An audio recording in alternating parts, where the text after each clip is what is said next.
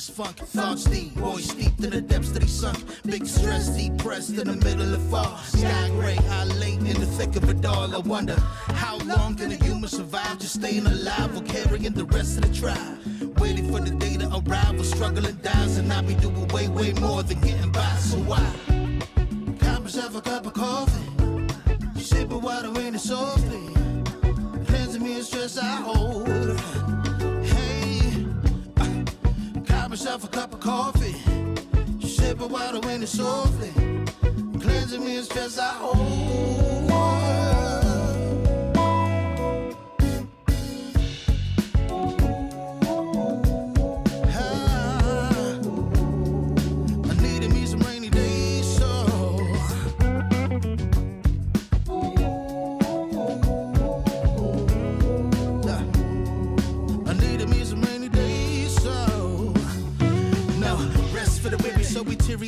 Realize life is so much more than just living a day.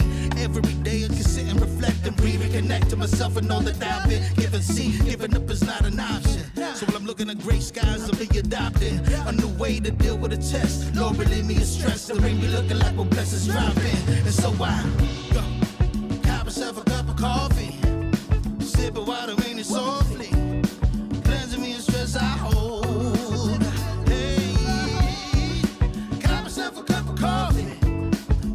Water in it softly, cleansing me of stress I hold.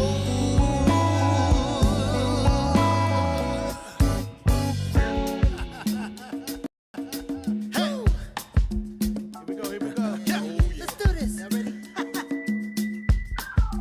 1, 2, 3. In times of test, let no harm beset me, oh my Lord, oh my Lord.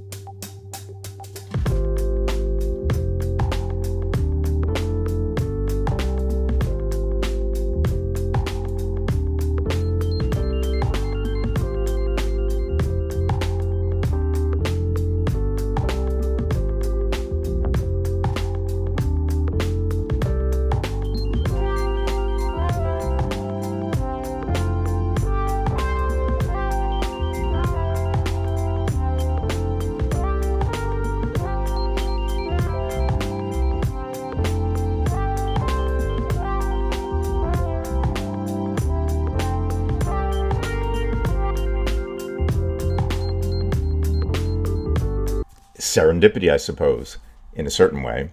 My good friend Paul Maginley, former roommate in college, Bowling Green State University, brilliant man, very, very good friend, very kind person, and I think the right person to have on in this situation tonight. So I'd like to introduce you. He's been on our show before, but I would like to introduce him again for everybody. And this is Paul Maginley. Paul from Toledo, Ohio. Paul, how are you tonight? I'm doing well, Brian. First of all, thanks for having me on. You can see I dressed up for the occasion, and wore my. I told you I don't trust anybody in a suit, so you're fine with the T-shirt. So, yeah. Anyway, thanks for honoring my request to come on. I've been getting involved in Facebook with posts regarding this horrific event that occurred late yesterday, I believe, where Charlie Kirk was murdered. In the middle of a what does he call them? Back and forth or give and takes or debates.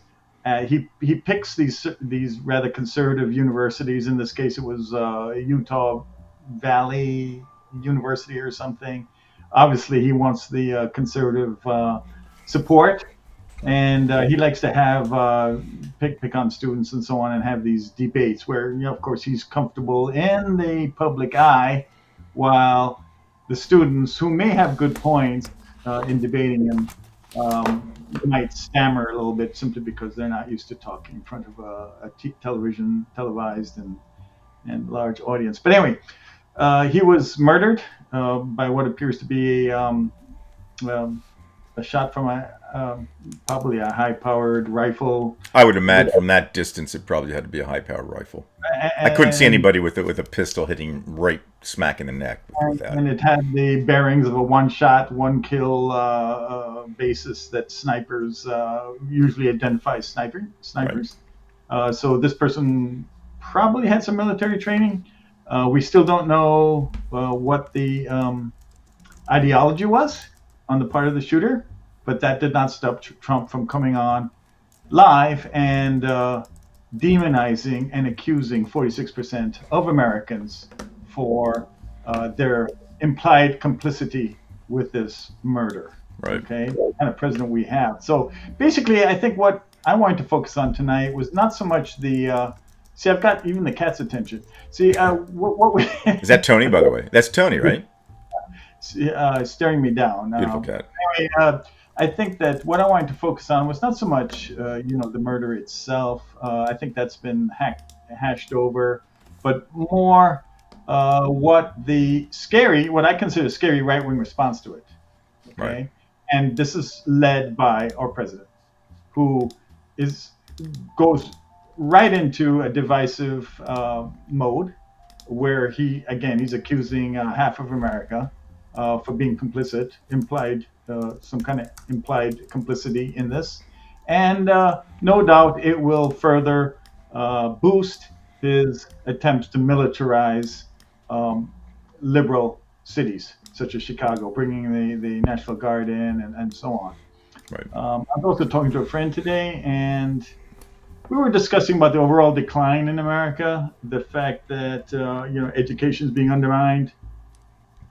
And I was thinking about, we were talking about 3 major Supreme Court decisions that have badly damaged the liberty and financial well-being of the average American. Okay, and I'm not talking Roe versus Wade. That in itself is bad. But you remember the Fairness Doctrine, Brian? It was put into place in 1939. It demanded fairness in media presentation, that both sides would be covered. This was repealed in 1999.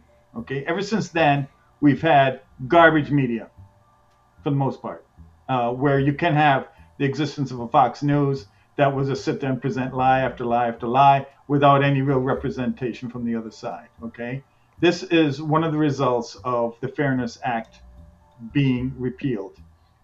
Very damaging to the country. Another one, Citizens United. You're very well aware of this. It enabled corporations to have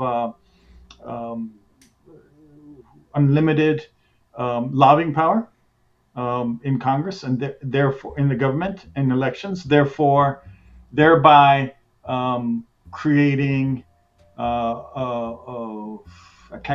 a Kakistan. Well, in a certain sense, they're usurping power from the citizenry. Yeah, and make sure that corporations and the wealthy are overrepresented, right, in our policies. Okay, so meaning that enlightened citizens really have no recourse. We have no response to this. We can't. We got outspent.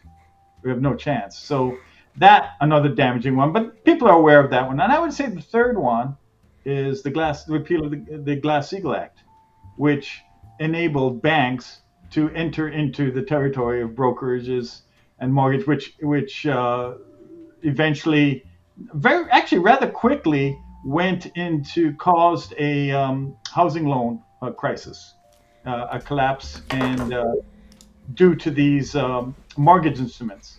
Okay, so why is this reduce the wealth and stability of America? Well, because banks formerly were restricted primarily to just lending and securitizing, making secure the wealth of the average American. Okay, so now pensions can be destroyed as a result of Glass-Steagall. Banks can take risks, and we ended up with the collapse of these banks, and we had to bail out AIG amongst others during that crisis. So You're Here talking are about three. the '08 crisis, correct? Right, right. So here are three major Supreme Court decisions that have, I think, helped set this country into a very destructive course. And I don't think there's any getting back from this. And now Trump, of course, is using these powers, and he's extending his dictatorial powers by um, by making decisions from the executive branch that formerly were made through the legislative. Right, right. So he has usurped power from those And he controls the various. DOJ, the Department of Justice. So the Department of Justice formerly would guide the executive branch as far as this is what you can do, this is what you can't do. Trump bullies them. Okay. So the latest I heard was Lisa Murkowski of Maine, right? Is she from Maine? You're talking about Collins, Susan Collins from Maine? No, Murkowski of Because Alaska. she's from Alaska. Okay, so Lisa Murkowski actually just voted. Well, not I don't know what, but just voted to what would be the right word, to bury the revelation of the Epstein files. Okay, Correct.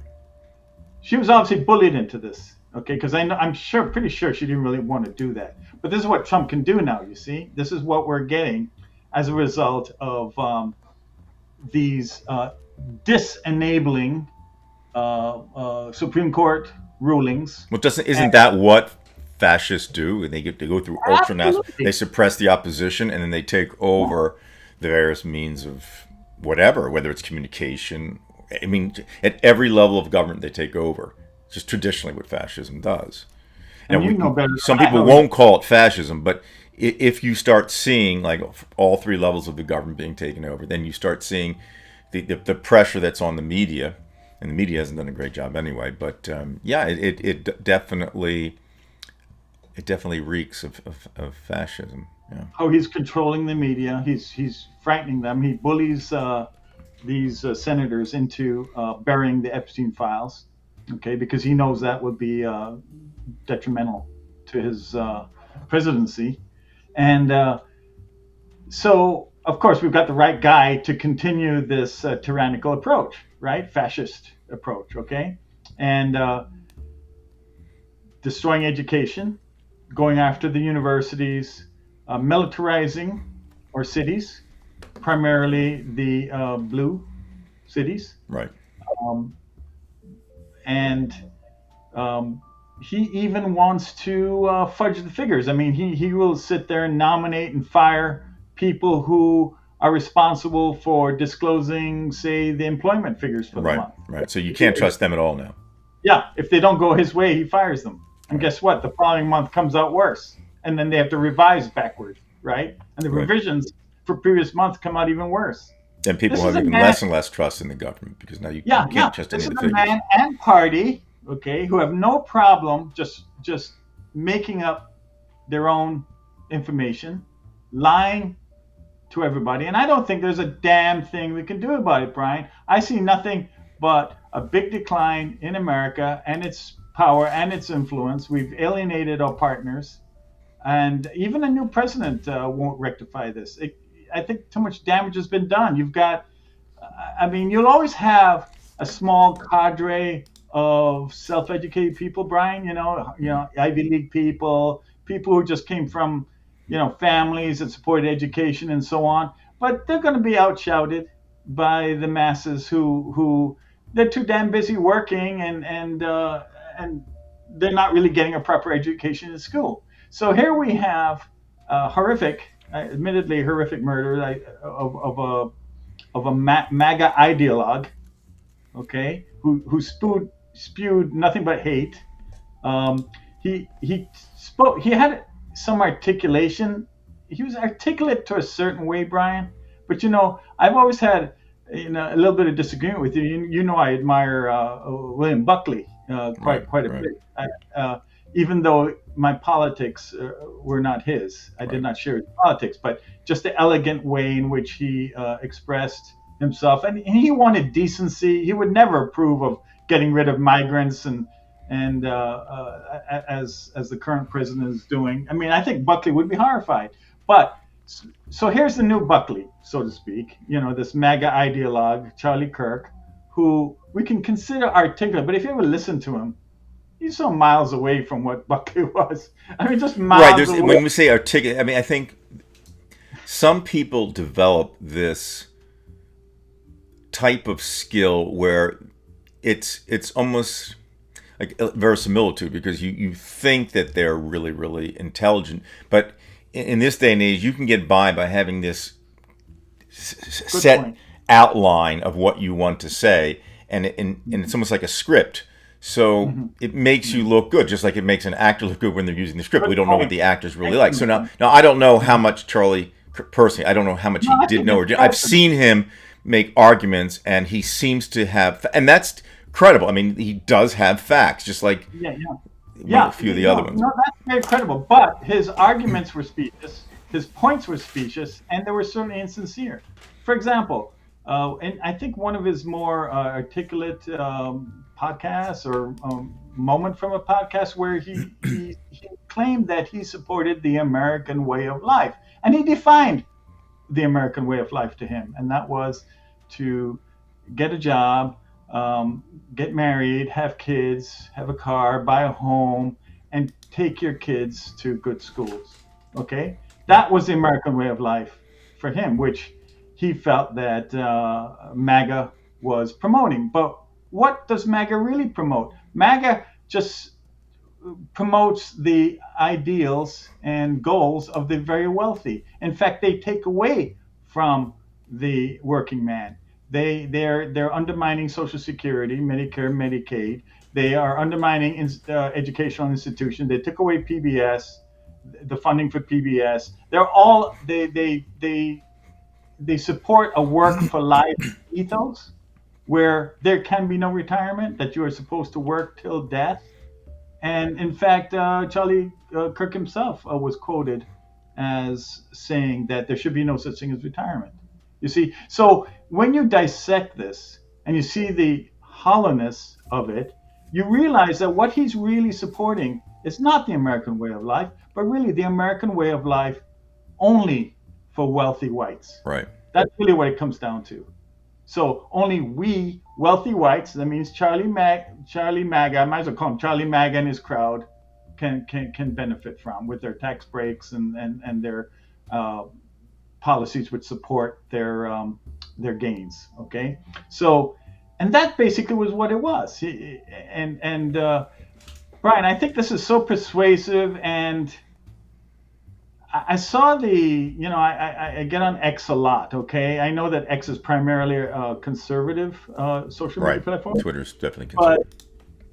But Musk made sure that what he called free speech would be promoted, so people can cuss. I can call a MAGA guy an asshole, without it being deleted and all that shit. So I kind of like all that. So in fact, I had responded to many of Charlie Kirk's posts. Did he ever respond to you? Never. I'm small potatoes. I mean, no, he wouldn't bother with me. But I was pointing out holes to his argument. For example, he praised the owner of Facebook, Zuckerman or Berg. I don't remember. Zuckerberg? Zuckerberg, yeah. He praised him for investing in some kind of new Facebook platform or whatever. And I think he did this because, of course, he and Zuckerberg can have some symbiotic relationship because, Charlie Kirk is big in media and social media. So, but anyway, so I wrote something like, great, yeah, maybe they'll create jobs for about 5 peeps, I mean, it meant nothing. It was like this $400 billion or whatever. I don't think it's $400 billion, but $400 million investment or something. And it'll end up with like 5 hires or something, and that's all it would be.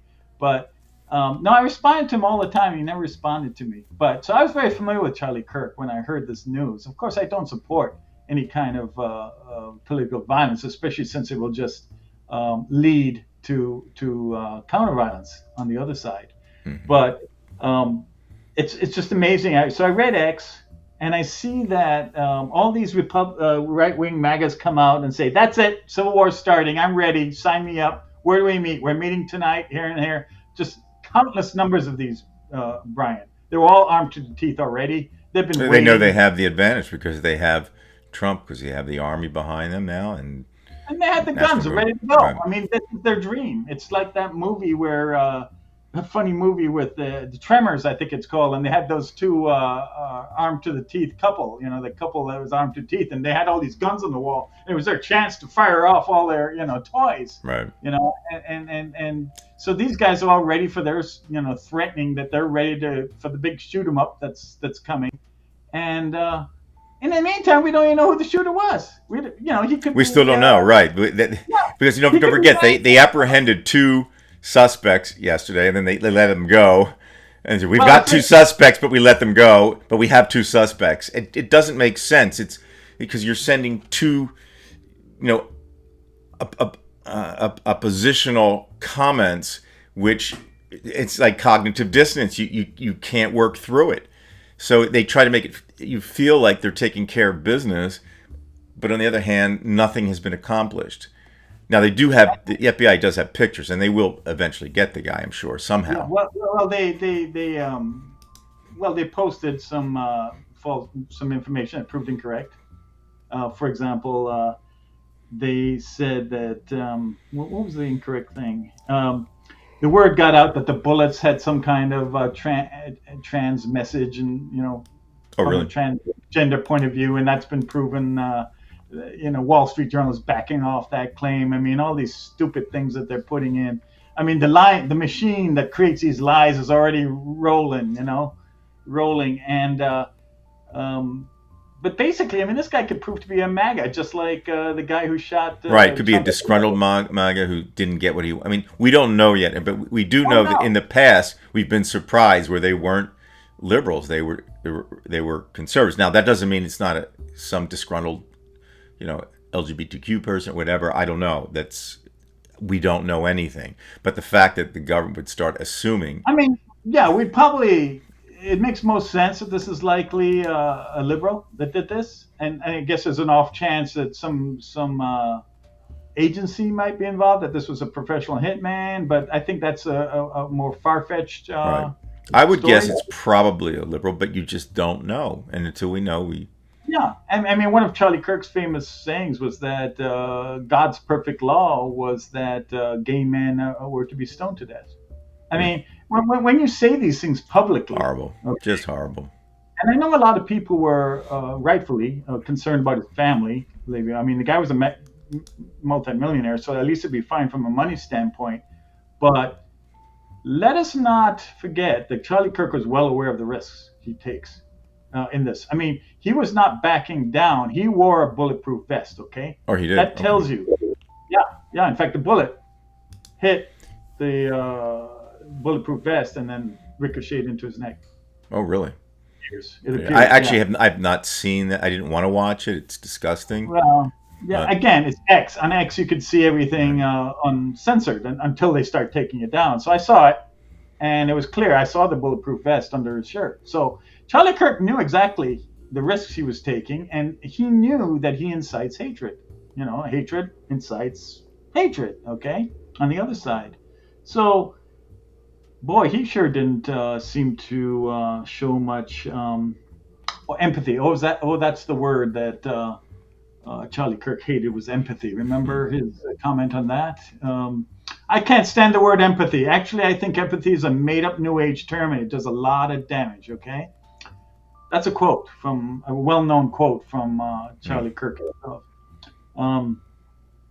He espoused the free use of guns, which ended up, and he said the preservation of the Second Amendment is worth the lives that we lose in maintaining it.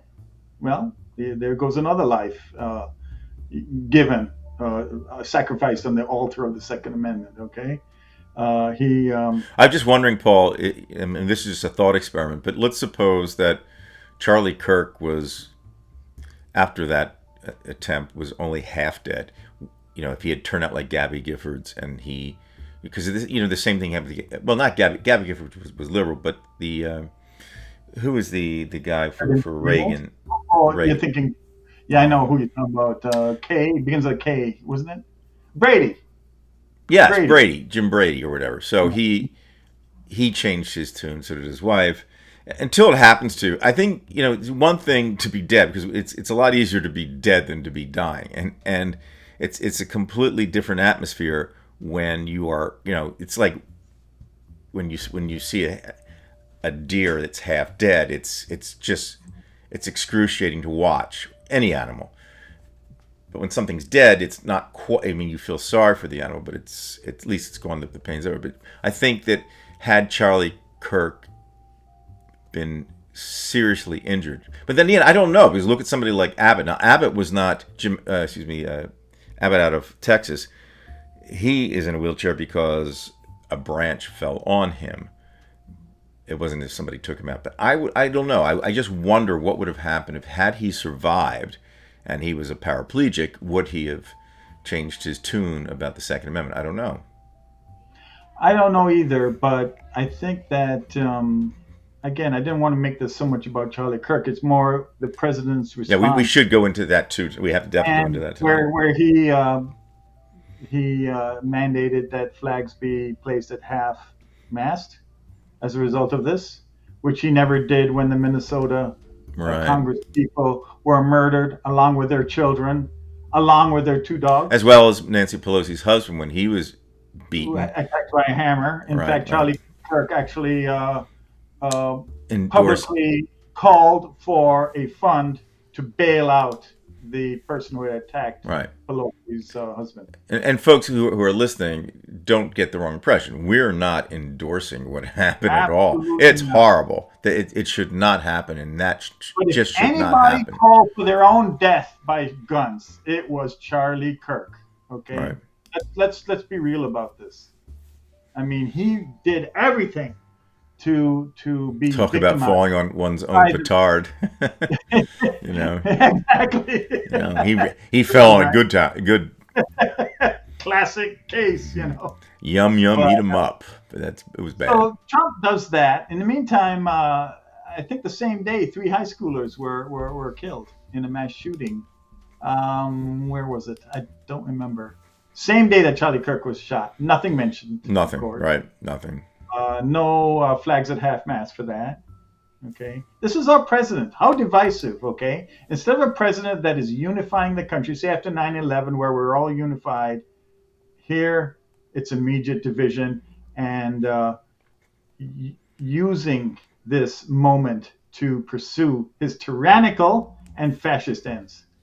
This is very scary, Brian. I don't think we'll overcome this. I don't. Yes, I am beginning to think. I've always been pessimistic about this movement. Actually, quite frankly, ever since the contract with America in '93, when they said we're not going to negotiate anymore with the opposition, and that automatically tells you that they've decided to divide. And I think you're right, Paul. I don't know how you get back from this because I've said this many times that I look back at like the psychologist Eric Fromm, and he's talking about what the word freedom means, and the freedom can mean really two different things depending on your political philosophy. So if you feel that you have freedom to do something, like I should be able to do this and do that, that's more or less the liberal attitude. The other attitude from was that you want freedom from something. So there's a definite fear on the right of what was happening to the country. They feared minorities were taking over, and they felt that their way of life was being taken over. But it was just something that was more delusional than fact. I mean, while it's true that America is and was Browning, to think that all of a sudden it changes the country in any kind of way. That's not what the country's about.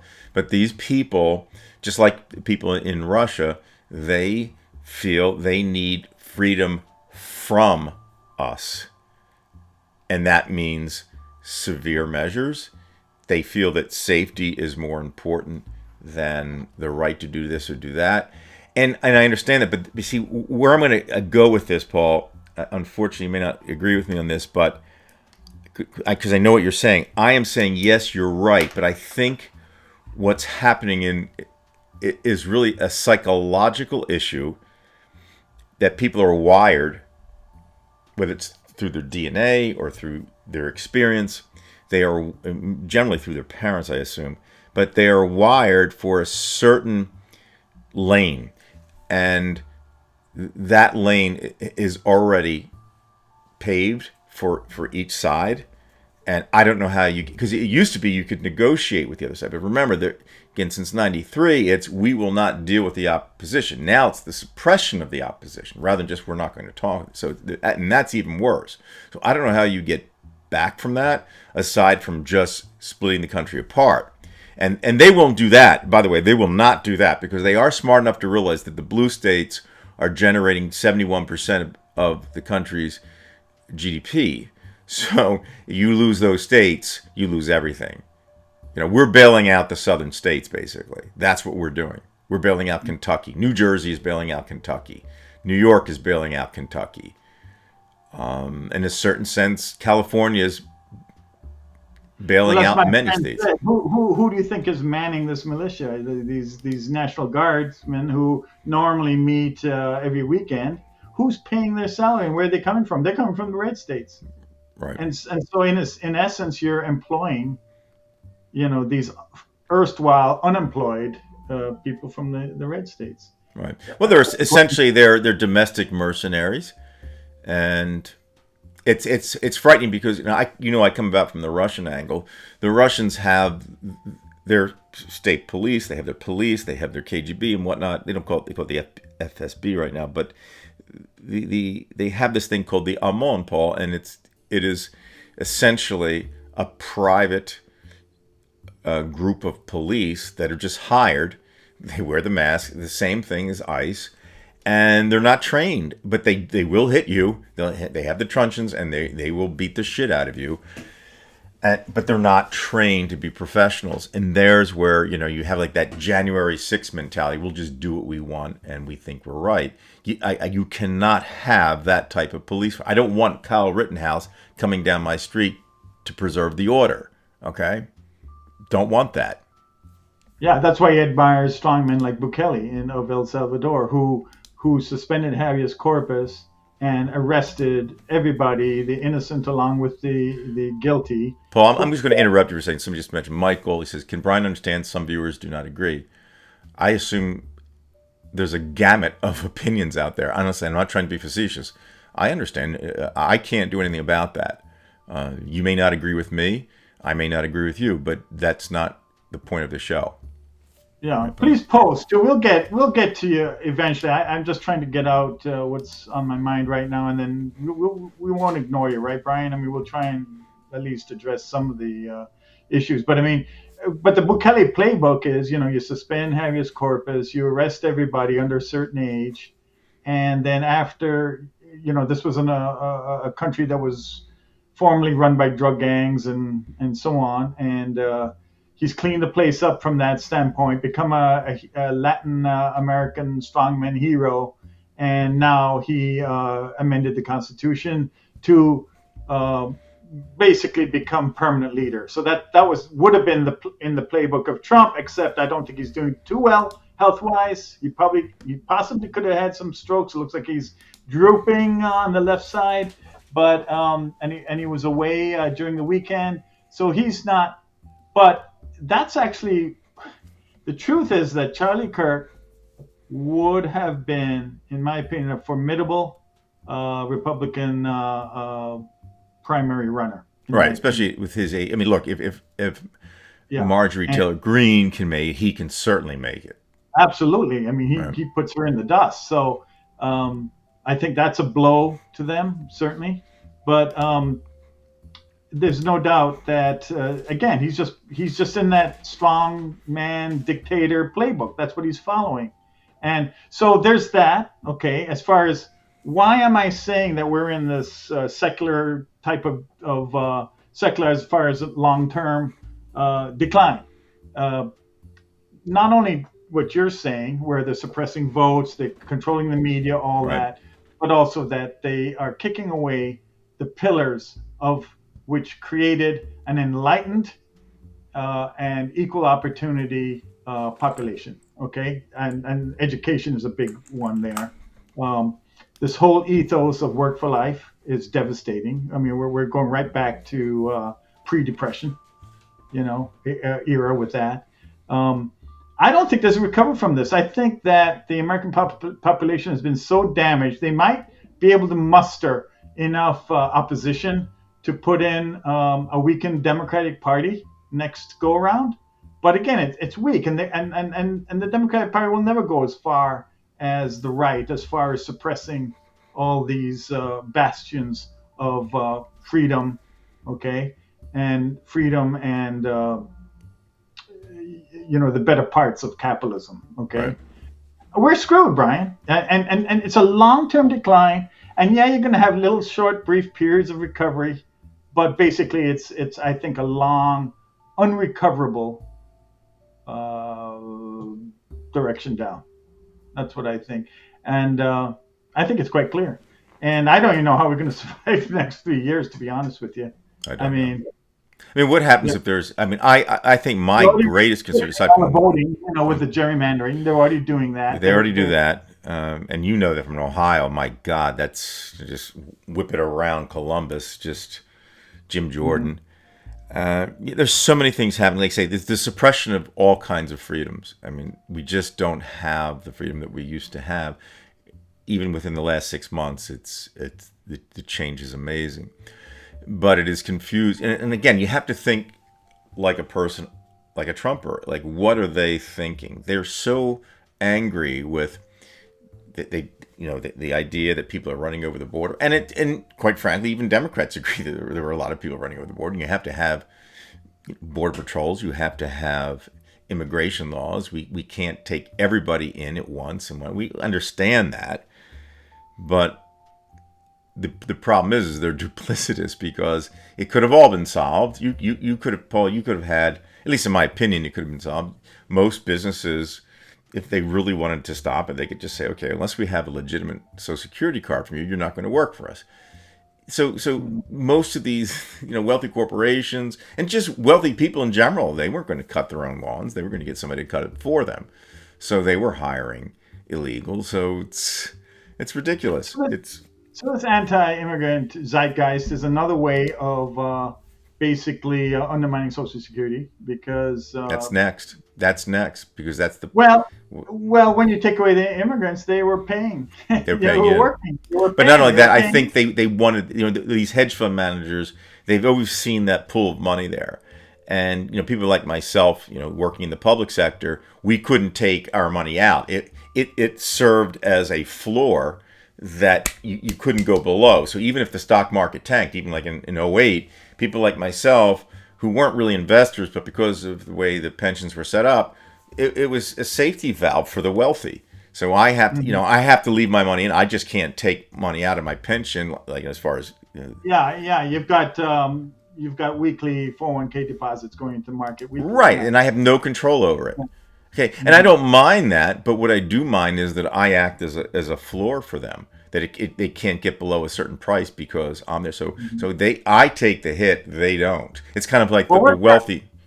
Social Security is currently at a 4-to-1 ratio. The 4 workers supporting 1 retiree. Yes, right. It was as much as 7-to-1 just, and I think it was 2017, and by 2030, it's projected to go to 3-to-1, which is unsustainable. You're definitely going into unsustainable. Right, but Paul, this all would not have been a problem. I mean, for example, you and I both had to pay 100% of our payroll taxes based on 100% of our income. In other words, there was no right, but the wealthy and even the somewhat wealthy, they only had to pay up to $130,000. So it wasn't a critical. Investment for them to have to pay those taxes, but we had to do it. So it was very regressive. I mean, the income tax was the only progressive tax across the country, as far as I know, and even that now it's changed. So I would, because of that, I would agree with you, Paul. I don't think there's any way back. The question is, how does this all pan out with the world around us? With first of all, we have democratic countries on our borders. We have Europe, which has always been a traditional friend of Well, ours. yeah. Well, you've also got the international pull of global warming and its forced emigration, okay, on the part of those people, which is creating an anti-immigrant animus, right, Hmm. internationally, and um, so that supports that's fertile ground for tyrants and extreme right wingers to gain power. Right. Just jump on the anti-immigrant rhetoric bandwagon, That was you know. very, very successful too in getting the votes in It's 16. eminently successful. In the meantime, you're undermining Social Security the whole time because you're kicking these youngsters out because we're an aging society. We can't replace our young on our own Right. because our birth rate does not support it, nor does Western Europe's, nor does China, or nor Japan's. Okay, so you need immigrants to cover up some of that deficit. Okay, and I mean these guys know exactly what they're doing, Brian. What I'm saying is long term we're fucked. Okay, Right. and short term we're not looking too good either. And I don't know, Brian. I'm an old dude. I'm 65. I've got maybe 1/4 of my life at best left. I mean, it's not me. It's the succeeding generations. That's who you have to weep for. I mean, heck, I can go off to some third world country, and guess what? My Social Security will actually take care of me over there because it will go farther. Right. It's Right. not worth a damn thing here in this country with the work for life ethos that even Charlie Kirk was promoting heavily about working, that there would never be a retirement. They've completely brainwashed the young to believe that Social Security is not going to be there when they retire. Okay, that's evil because if you even have the slightest doubt that it won't be there, guess what? You will more easily accept its eradication. Okay, that's one. And then second thing they've indoctrinated into our younger generation is that you must work for life. Okay, this is evil. I'm telling you, there's no recovery from this, in my opinion, because they have kicked away the pillar of education. Again, you'll always have a small cadre of self-educated who can see through the bullshit. I always thought that AI might help rescue us. AI, correcting the lies that you see in social media. But even AI is all, as you have mentioned in the past, is biased and incorrect. Right. And people aren't even using it. So, I mean, to check these facts, they just swallow. I mean, so, the right wing propaganda machine can come out saying these bullets had all kinds of, trans Right. messages. Really, they could say anything. Doesn't even have to be true. Made that shit up. Wall Street Journal backing off that story. I mean, it's and all these false things coming out of the FBI. Which is a clown show. They don't even know where the Epstein files are. They're claiming. Right. I mean, all they did was fire. The real FBI people that had experience and so on, put in these podcasters like Kash Patel to run the show. Right. I mean, it's just a joke. They've made a joke out of institution, which the right wing loves because they always believed in small government anyway. So really, it just supports their philosophy of why do you need a big government? You can see how incompetent it is. Right. So they create the incompetent government. But I don't know. Again, I'm not arguing for my welfare. I'm arguing for the welfare of our children and grandchildren. That's really who are really screwed. They'll come into a world. Right, because it wouldn't even matter. There's going to be somebody. There's going to be another me and you after we're gone. And if you think that somehow there's some victory because not you, Paul, but people who think that, look, I've got mine. You've missed the whole point of existence, or That's all this country is. I've got right. mine. It's that divisiveness, that binary approach. There doesn't seem to be any reconciliation between the two, and Trump just fans that shit. Instead of a president who's trying to unify, he's further dividing and demonizing 46% of the American population who votes Democrat, accusing them of tacit complicity in this murder. I mean, it just blows me away, Brian. I was just so incensed by this. I don't know. Even Kitty's upset. He keeps bothering me. But it's a beautiful cat. By Tony's a beautiful cat. But Tony's old too. He won't be living around to see the what's left after the fire burns it all. He won't be here to see the ashes. Um, but what are your thoughts about? I mean, what's Trump's next move? I mean, it looks like he's agreed to partition the world into the sphere of interest of Putin, Trump's sphere of interest, and Xi Jinping's sphere of I interest. think That's it all. is exactly what it is. I think that's, people talk about the trilateral commission. This is kind of like a trilateral.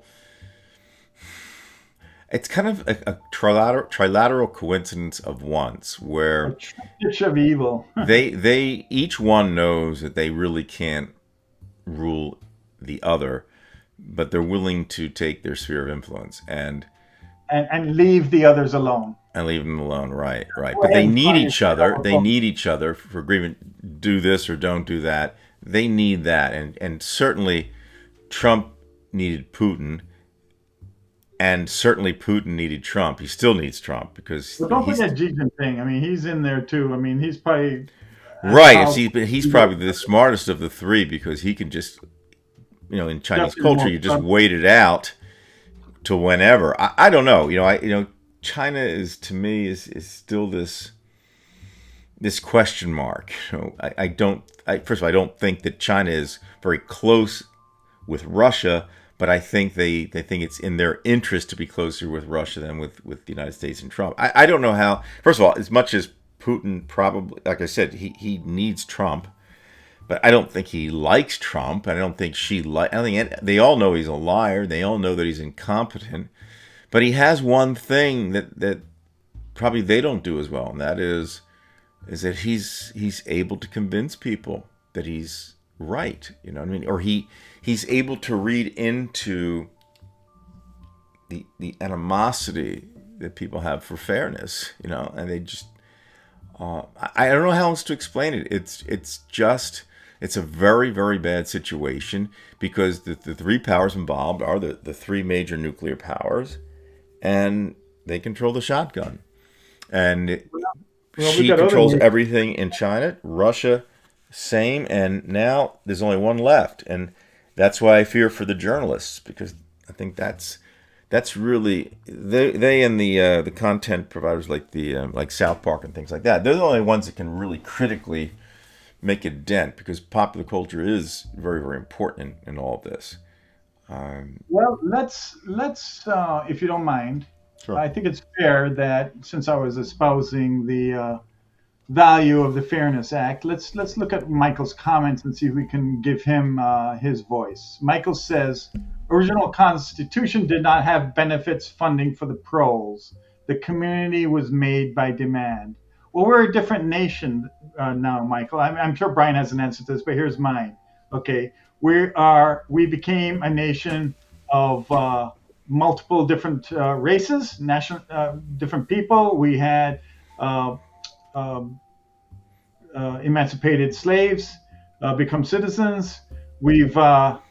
And we became the wealthiest country in the world by having a viable and vibrant middle class. Okay, if you're viewing the ideal America 1776, well, I think that's pretty much pie in the sky. Okay, I think that is not really realistic. Okay, Singapore can have a higher per capita income than us because they're a small city state of primarily Chinese dominated peoples, even though they do have Indians and Malays there too. But the point is, we are a multicultural, multiracial, and extremely large country. We're not the same as we were in 1777.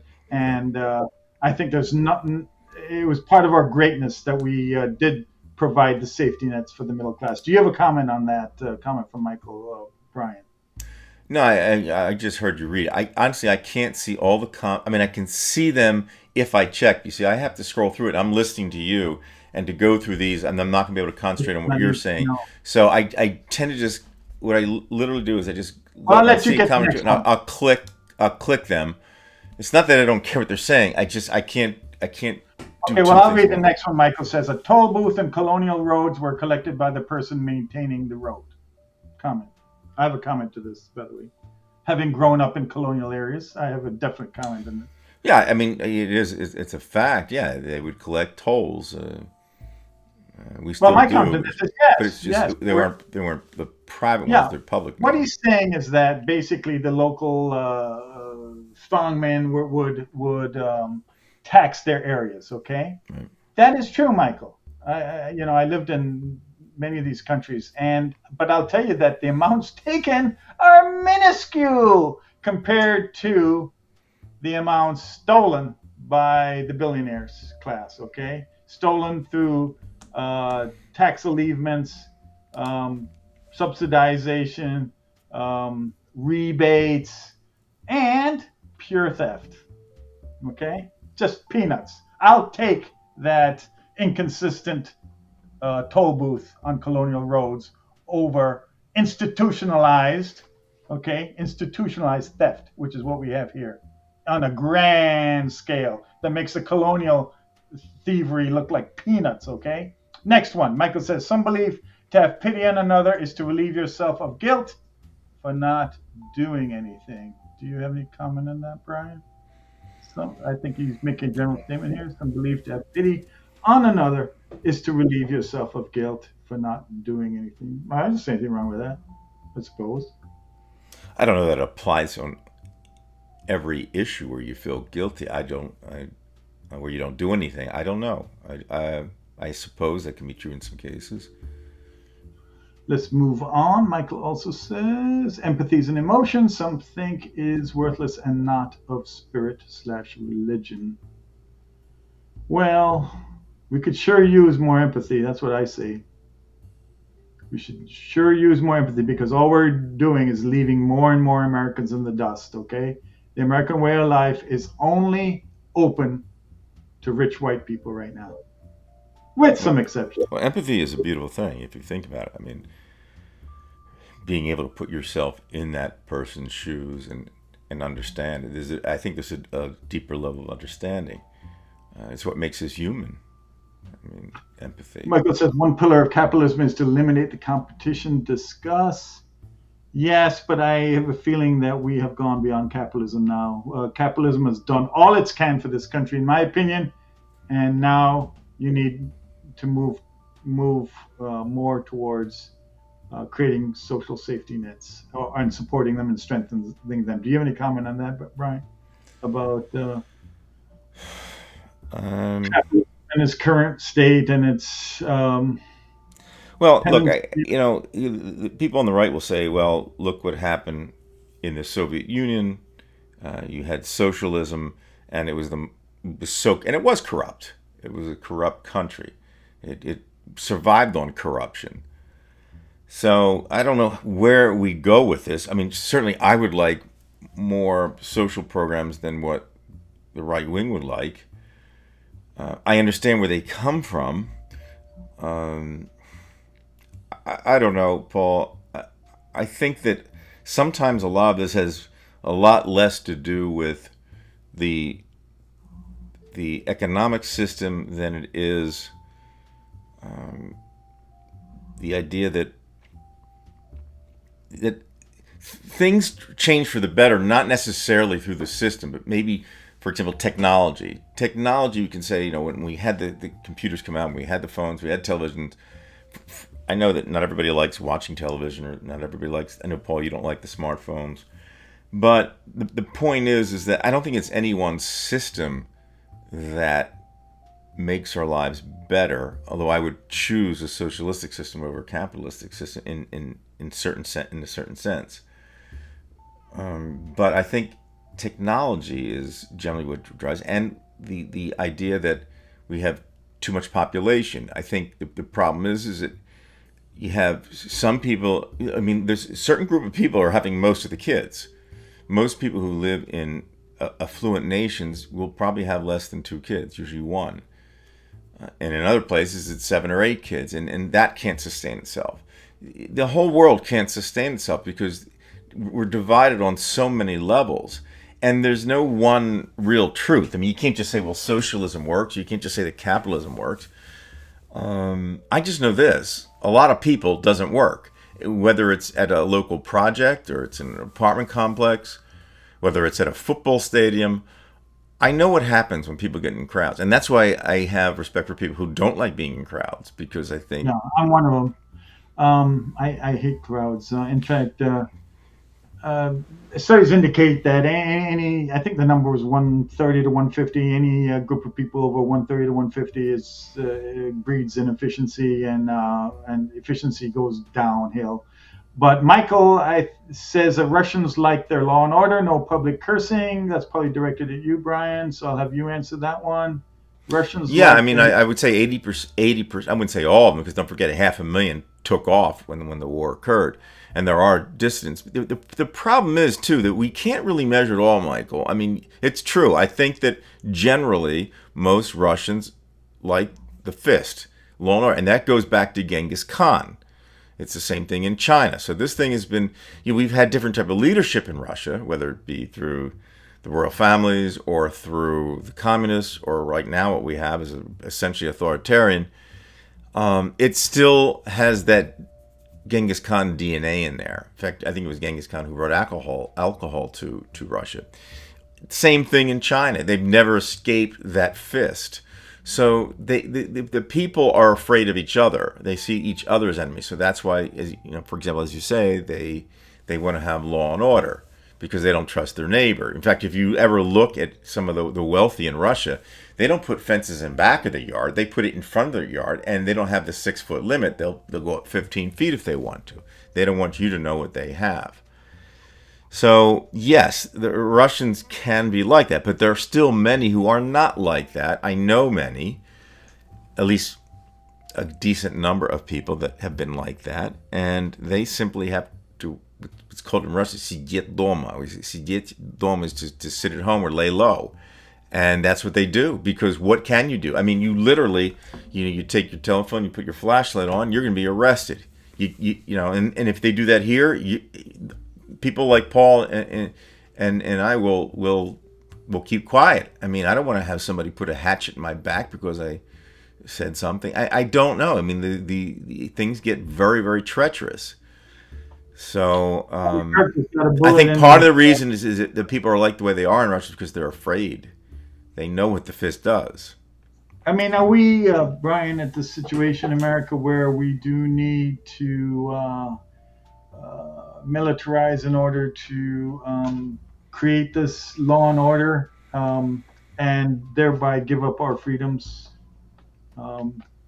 that would follow such an action? I mean, has crime and disorder reached that stage? I mean, I have not seen. I've seen crime, Paul, and I'm just a simple citizen, but I haven't seen any great difference. I mean, look, I see graffiti now, and I've seen graffiti. In fact, I remember, this is a quick story, Paul, it's just anecdotal, but we were in the subway going to an Eagles game, late 1960s. My dad was born 21, so we're inside this subway car, and there's graffiti all over the place. And he said, "Brian, look at that. You see that word rat there? That's been there since I was a teenager." And he remembered it. So, people were pigs back then. They were throwing all kinds of shit in the river, and the Delaware was disgusting back in the 1700s. So, great story. I think there's this romantic view of the past. And I think part of the problem, Paul, you're not going to probably like this either, but I think it has to do with Hollywood. We've created this image of our country through Hollywood. I have a romantic view of the past. I think I'm somewhat. I know you like the '60s a bit. I think it's where you want to land.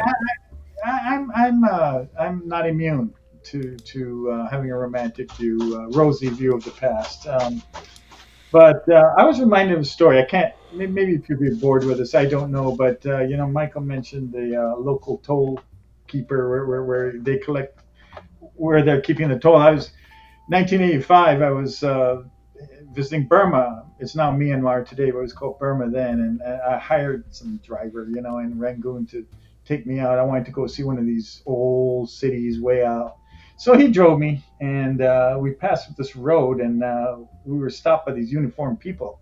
The military's all around, but anyway, they yacked on in Burmese, and I didn't know what they were talking about. And my driver reached into his pocket and had some bills and took them out and just threw it on the ground. And and then he was allowed to take us on further. And I guess that was his way of saving face, that the toll keeper had to pick up some dirt along with lots of money. But Right. so yeah, I really have personal experience of these local guys that collect on their own behalf. Right.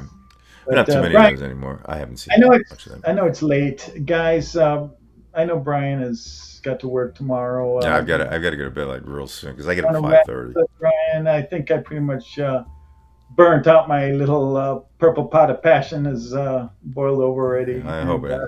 My mind's in a quandary myself, Paul. It's just there's just so much going on up here. I can't get my lane straight. It's just every day it's just difficult. I mean, I'm okay. It's just I I'm think in a we agree complete on quandary. the same basic premise, which it's not looking good. I don't think we'll recover from this fully, not entirely. We'll have a change in administration, and they might reverse as much as they can, but not everything will be reversed. After all, there was a segment of the population that supports all this damage that Trump's doing, so it's not like he's doing this entirely on his own. I mean, he Right, does right. I have say he doesn't have the intelligence to do all of these things. He has to have somebody, many people behind him saying, "This is what you do here." He doesn't know law. I mean, he's involved with it all the time. He's got advisors, and these are the people who are part of this cadre of criminals, and it's tough. Right. But I blame the Democrats too because they knew it was coming and they just played games. I think Even President Obama. He gave in to them and he didn't. That's why he didn't get Merrick Garland through. And Merrick Garland, you can throw his ass out on anything. I don't want. He's like Judge Ito. Just I'm going to try to just look good in the public, and that's that. And then he looks terrible. And I think the only deep knowledge Trump has of everything is where the Epstein files are, and that's with the body of Jimmy Hoffa somewhere. That's where that is. I'll tell you, the only way you're going to get Trump to is just keep doing the South Park episodes because he's such a man child that maybe he'll take himself out through that. I don't know, Paul. Anyway, I'm starting to doze off here, Paul. And I enjoyed the catharsis of this. I had to get it off my chest. We'll do. And it was good that you did, Paul. All day and in pieces, and I'm glad to finally get it out. I appreciate your forbearance, everybody, and sitting with us.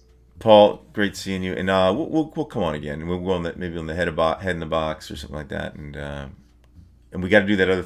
Paul and I have a project that we're going to be working on. I just haven't been able to get. I've got the notes for it still. So yeah. All right, Paul. Have a great night, and we'll see you. Bye, everybody. Goodbye, everybody.